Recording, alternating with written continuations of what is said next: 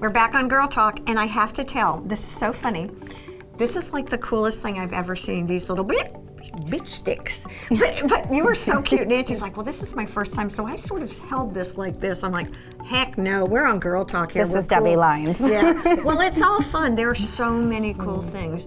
I have a question as a store owner. When you're buying things, how do you even know where to begin? For a store like this, did you have an idea? Because you showed us some really cool sculptures too. So it's not just what I call cards, novelties, things like that. There are lamps in here.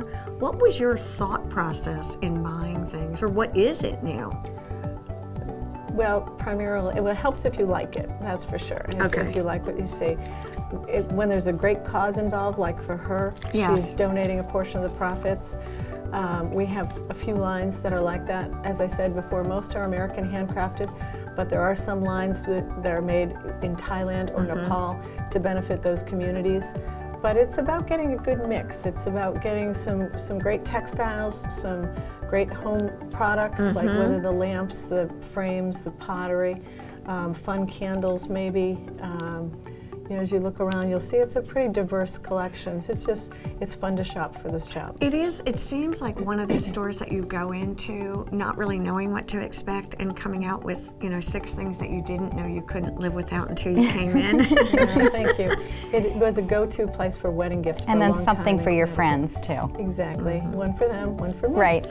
Well, it's interesting as a designer. One of the things that intrigued me when I came in, and I think you've done beautifully, is worked the whole store. In other words, when you come in, I think what you'll find interesting is it's not just level. You look up, you look down. To me, you seem to have merchandised product really in an interesting way.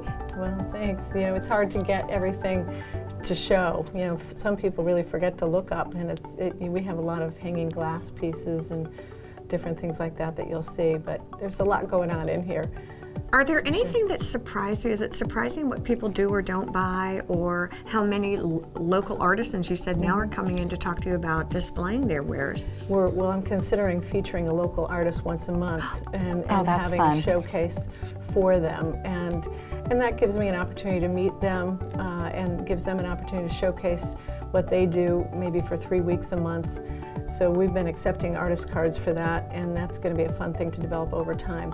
But I do feature artwork from Kalawasi. We have wood from a gentleman in Sun City who's a great woodworker. Oh, I know him. There are and his several. Cutting boards, he does beautiful work. Oh, is that over there?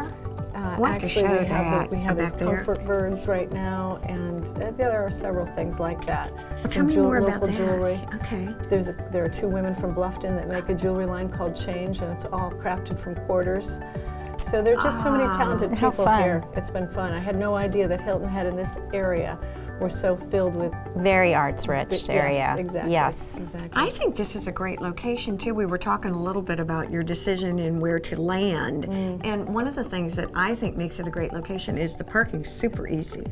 Well, that's it. Old Town Bluffton certainly has great charm, and that was my first choice. But when you realize how much a difference easy parking can be, and visibility here on 278 is great.